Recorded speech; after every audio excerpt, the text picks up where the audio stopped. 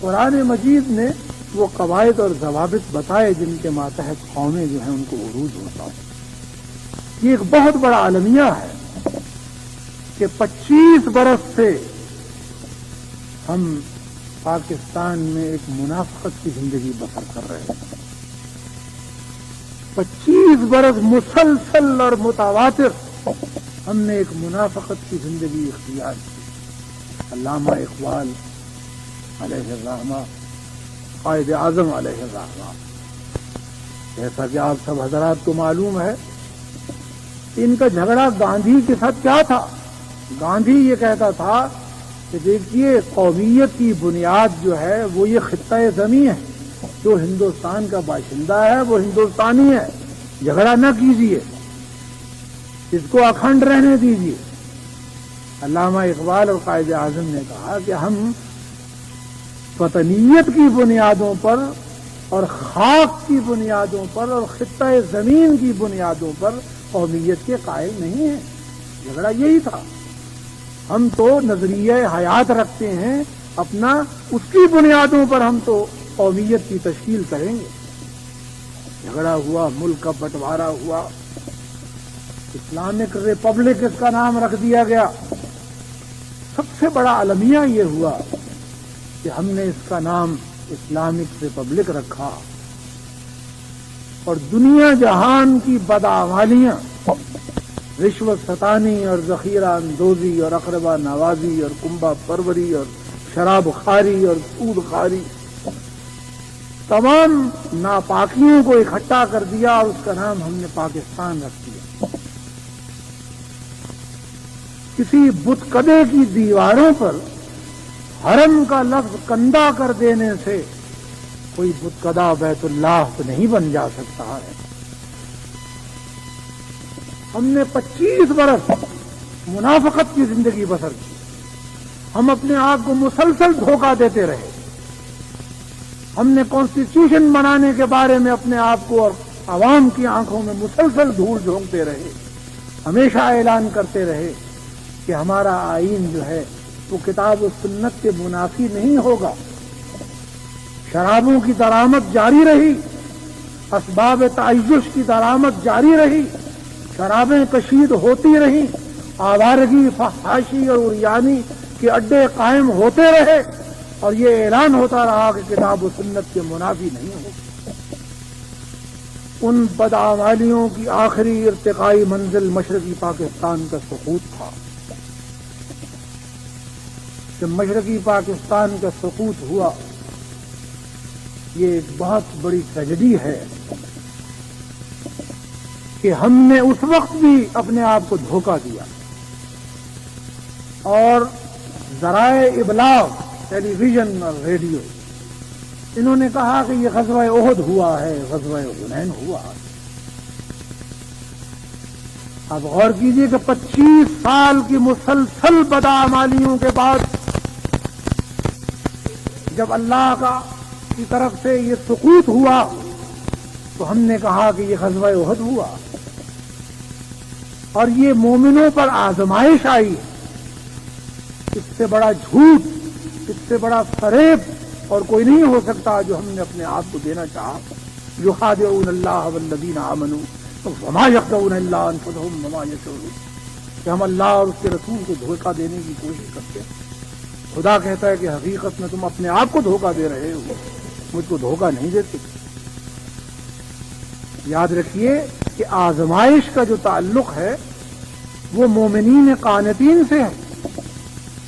آزمائش کا تعلق تو ان مومنوں کے ساتھ ہے جن کو عارضی طور پر بھٹی میں ڈالا جاتا ہے تاکہ وہ کندن ہو جائے۔ ابتلا قرآن کا لفظ ہے کہ مومنوں کو اس دنیا میں وہ آزماتا ہے، یہ ایک مستقل موضوع ہے۔ میں اس وقت اتنا عرض کرتا ہوں کہ آزمائش مومنین قانتین پر آتی ہے اور اس معاشرے پر آتی ہے جنہوں نے معاشرے کی تطہیر کی ہوتی ہے۔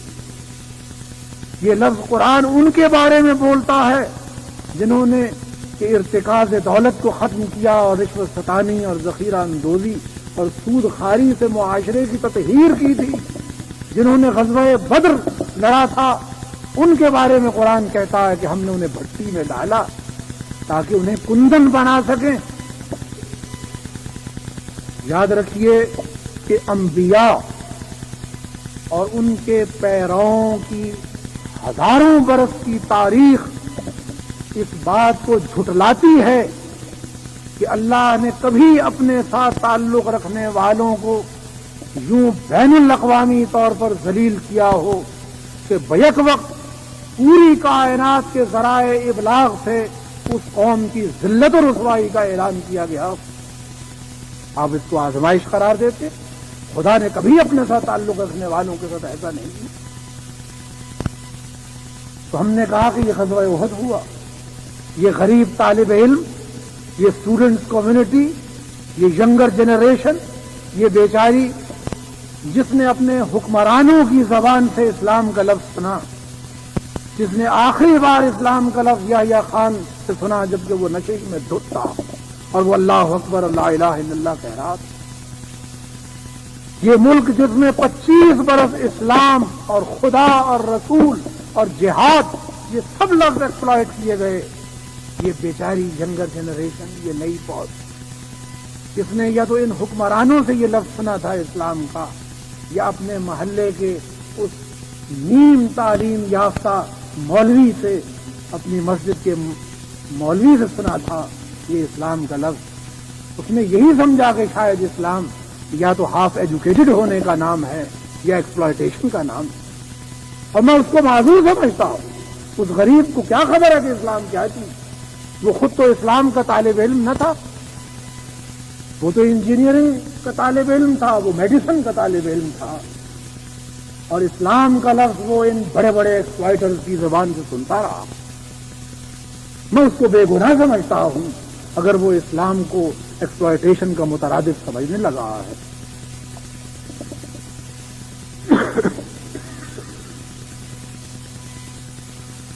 تو میں یہ عرض کر رہا تھا کہ قرآن مجید جیسے ایک اناڑی وکیل غلط پینل کوڈ کی دفعہ لگاتا ہے، جہاں 26 لگتی ہو وہاں 36 کہہ دیتا ہے۔ آپ یقین کیجئے کہ جب سے سقوط مشرقی پاکستان کا ہوا ہے، علماء قرآن مجید کی غلط آیتیں پڑھتے رہے اور غزوہ احد و حنین کا ذکر کرتے رہے۔ ہر حادثہ جو اس کائنات میں رونما ہوتا ہے، ہم بھی طالب علموں کی طرح قرآن مجید لے کے بیٹھ جاتے ہیں اور اس میں ڈھونڈتے ہیں اسے۔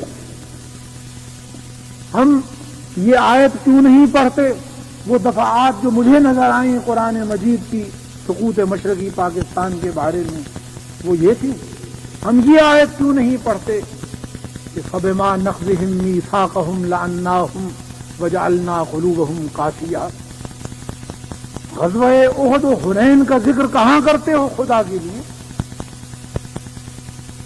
عاد و ثمود کی قوموں کے عذاب کا ذکر کیوں نہیں کرتے؟ قرآن کہتا ہے کہ فَبِمَا نَقْضِهِم مِّيثَاقَهُمْ کہ بعض قومیں ایسی ہیں جو ہم سے کہتی ہیں کہ اے اللہ تو ہمیں روئے زمین عطا کر، ہم اس پر تیرے نظریہ حیات کو نافذ کریں گے، اور جب ہم وہ عطا کر دیتے ہیں فَبِمَا نَقْضِهِم مِّيثَاقَهُمْ تو وہ ہم سے آنکھیں پھیر لیتے ہیں اور وعدہ شکنی کرتے ہیں گویا کبھی کوئی وعدہ نہ ہوا تھا۔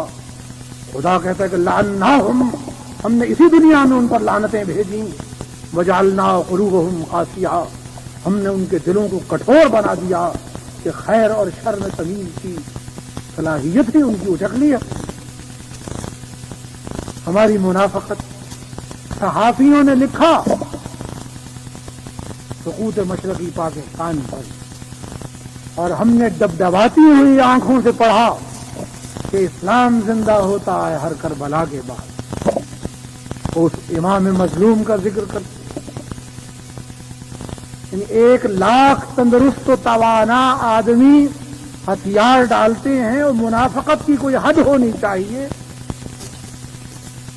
آدھا ملک ہاتھ سے چھن جاتا ہے، پوری کائنات میں ذلت و رسوائی کا اعلان ہوتا، اور کہتے ہیں کہ اسلام زندہ ہوتا ہے ہر کربلا کے بعد۔ یعنی اس امام الشہداء کا ذکر کرتے ہو جس کے سامعہ سے اس کی پیاسی اور بلکتی ہوئی بچیوں کی آوازیں ٹکرا رہی تھیں اور اس نے ہتھیار نہ ڈالے، وہ جس نے قاسم کا لاشا دیکھا اور اس نے ہتھیار نہ ڈالے، وہ جس نے علی اکبر کا لاشا دیکھا، جس نے اپنے 6 مہینے کے شیرخوار بچے کو اپنی آنکھوں کے سامنے ذبح ہوتے ہوئے دیکھا اور اس نے ہتھیار نہ ڈالے، جس نے اپنے گھر کے تمام افراد کے لاشوں کو خاک و خون میں تڑپتے ہوئے دیکھا، وہ جو دشمنوں کے نرغے میں تنہا رہ گیا تھا، وہ عزم و ہمت کا پیکر، وہ صبر و استقامت کا حوالہ، وہ عزت و ناموس کا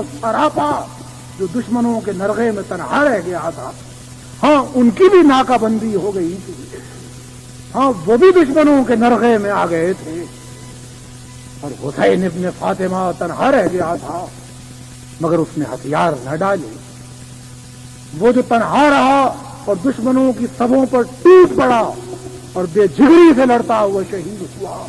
تم اس امام الشہداء کا ذکر کرتے ہو اور کہتے ہو کہ اسلام زندہ ہوتا ہے ہر کربلا کی، یعنی فریب دینے کی کوئی حد ہونی چاہیے۔ ہاں، قرآن کی دفعات دیکھیں، قرآن کہتا ہے کیا فتؤمنون ببعض الکتاب وتکفرون ببعض فما جزاء من يفعل ذلك الا خزي في الحیات الدنیا، کہ تم میرے ساتھ مذاق کرتے ہو کہ قرآن مجید کے جو حصے تمہیں آسان نظر آتے ہیں اس پر تو تم عمل کر لیتے ہو۔ مثلا ملک کا نام اسلامک ریپبلک رکھنا آسان کام، وہ تو تم نے رکھ لیا، وہ کام جن میں کوئی دقت نہ تھی قرآن کہتا ہے وہ تو تم کر لیتے۔ مثلا یہ کہ اسلام ذاتی ملکیت کا شدید قائل ہے، یہ کام آسان تھا، اس سے زمینیں بچتی نہیں۔ قرآن وتکفرون ببعض، اور وہ حصے قرآن کے جو تمہیں مشکل نظر آتے ہیں ان سے تم عملاً انکار کرتے ہو۔ خدا کہتا فما جزاء من يفعل ذلك، کہ تم کیا سمجھتے ہو کہ تم میری آنکھوں میں دھول جھونک سکو گے؟ لفظی ترجمہ سنیے، تو فما جزاء من يفعل ذلك، کہ جو قوم یوں کرے گی وہ کیا سمجھتی ہے کہ میں اس کو کیا کھلا دوں گا؟ الا خزي في الحیات الدنیا، میں اس دنیا کی زندگی میں ان کو ضرور ذلیل کروں گا۔ غزوہ احد کا ذکر کہاں کرتے ہیں؟ حنین کہاں سے آ گیا؟ قرآن تو یہ کہتا ہے کہ فما جزاء من يفعل ذلك الا خزي في الحیات الدنیا، کہ اس دنیا کی زندگی میں ان قوموں کو ذلیل کرتا ہوں۔ دیکھیے قرآن میں ہم ڈھونڈتے ہیں، یہ سب باتیں سوچنے کی ہیں کہ یہ آزمائش ہے یا عذاب ہے، ان کی سمٹمز کیا ہوتی ہیں آزمائش کی، عذاب کی سمٹمز کیا ہوتی ہیں، یہی ریلیجن ہے، اس کو سمجھنا چاہیے۔ تو قرآن یہ بھی کہتا ہے کہ ہم نے مختلف قوموں کو ان کی بدعمالیوں کی بنا پر جب جھنجھوڑتے ہیں ہم، تو بعض قومیں چونک اٹھتی ہیں اور وہ اپنی تمام انرجی کو، اپنی توانائی کو چینلائز کر دیتی ہیں خیر اور بھلائی کے لیے۔ اور یہ بھی کہتا ہے کہ کچھ قومیں ایسی ہیں کہ جب ہم ان کو جھنجھوڑتے ہیں، قالوا قد مس آباءنا الضراء والسراء فأخذناهم بغتة وهم لا يشعرون، کہ جب ہم نے ان کو جھنجھوڑا اور جو اس معاشرے کے نیک لوگ تھے انہوں نے کہا کہ یہ عذاب الہی ہے، ہوش میں آؤ، تو انہوں نے کہا یہ تم کیا سپرسٹیشن کی باتیں کرتے؟ قالوا قد مس آباءنا الضراء والسراء، یہ 1400 سال پہلے بھی ایسے انٹلیکچوئلز موجود تھے، یاد رکھیے، تو یہ کہتے تھے کہ یہ ڈیفیٹ، یہ وکٹری، یہ قوموں کو ہوتی ہیں، کبھی ڈیفیٹ ہو جاتی ہے، کبھی وکٹری ہو جاتی ہے، اس میں عذاب کہاں سے آ گیا؟ تو قرآن یہ کہتا ہے کہ اس میں ذہانت کی کوئی بات نہیں۔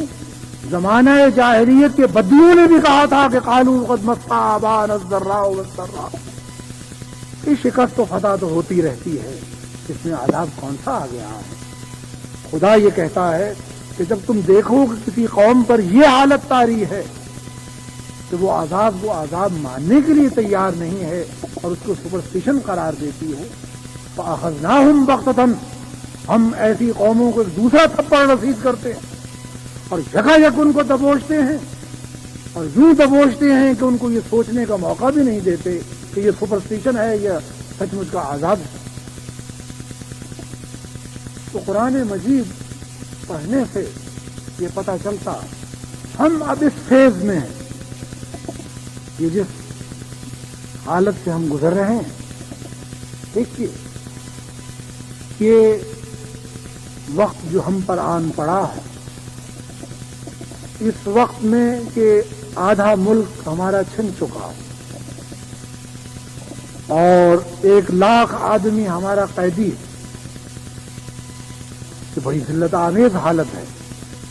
یہ یاد رکھیے کہ محض رقص و سرود اور طاؤس و رباب کے ساتھ ان زخموں کو مندمل نہیں کیا جا سکتا، اور آپ کا جو غریب عوام ہیں، میں نے انہیں قریب سے دیکھا، آپ یقین کیجئے کہ وہ اپنی بھوک بھول گئے ہیں، ان کو اپنی اوریانی بھول گئی ہے۔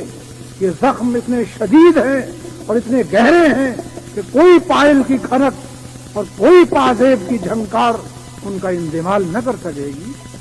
اور وہ سیاستدان جو یہ سمجھتے ہیں کہ ذرائع ابلاغ سے رقص و سرود اور طاؤس و رباب کے ذریعے وہ ان زخموں کو منتمل کر سکتے ہیں، وہ بہت غیر نفسیاتی بات سمجھتے ہیں۔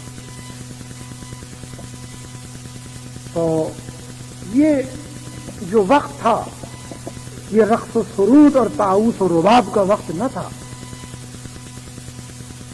یہ میں اس مقدس تاریخ کا ذکر نہ کروں گا کہ میں آپ کو بتا رہا ہوں کہ ہم یہاں منافقت کی زندگی بسر کرتے ہیں، 25 برس سے منافقت کر رہے ہیں اور اب تک منافقت کرتے چلے آ رہے ہیں۔ جب تک اس منافقت کو ہم نہیں چھوڑتے ہیں، آپ یقین کیجیے ہمارا کردار کبھی ٹھیک نہیں ہو سکتا۔ Mujib ur Rahman, I am giving the devil his due, Mujib ur Rahman نے ٹھیک اعلان کیا کہ یہ سیکولر اسٹیٹ ہے، قصہ ختم ہو گیا نا، کہ یہ لادینی ریاست ہے۔ ہمارا سب سے بڑا المیہ یہ ہے کہ ہم یہ کہتے ہیں یہ اسلامک ریپبلک ہے، یہ بھی سیکولر اسٹیٹ میں آپ کو بتاؤں ہے، یہ بھی لادینی ریاست۔ ہم نے اس کی دیواروں پر لکھ دیا ہے کہ یہ بیت اللہ ہے، یہ اسلامک ریپبلک۔ مجیب الرحمان نے کہا کہ یہ لادینی ریاست ہے، اور بعد میں یہ بھی اعلان کیا کہ شراب جو ہے وہ سرکاری پارٹیوں میں سرو نہ کی جا سکے۔ بھارت ایک لادینی ریاست ہے، مگر گائے وہاں سرکاری پارٹیوں میں سرو نہیں کی جاتی، گائے کا گوشت۔ یہ ایک اسلامک ریپبلک ہے جہاں ہر گورنر ہاؤس میں شراب سرکاری پارٹیوں میں تقسیم ہوتی۔ میں یہ ماتم کر رہا ہوں کہ رخ پر نقاب مصلحتوں کے پڑے ہوئے، لب پر زمانہ سازی کی مہریں لگی ہوئی، جیسے زبان و دل میں کوئی ربط ہی نہیں۔ یہ سب سے بڑا المیہ ہے ہمارا۔ تو قرآن نے یہ بھی کہا کہ جب یہ حالت ہو تو اس وقت اس عذاب سے بچنے کی کیا صورت ہے؟ میں بڑی تلخ باتیں کر رہا ہوں، میں معذرت خواہ ہوں، مگر یہ پوسٹ مارٹم نہایت ضروری ہے، اس کے بغیر بات واضح نہیں ہوتی۔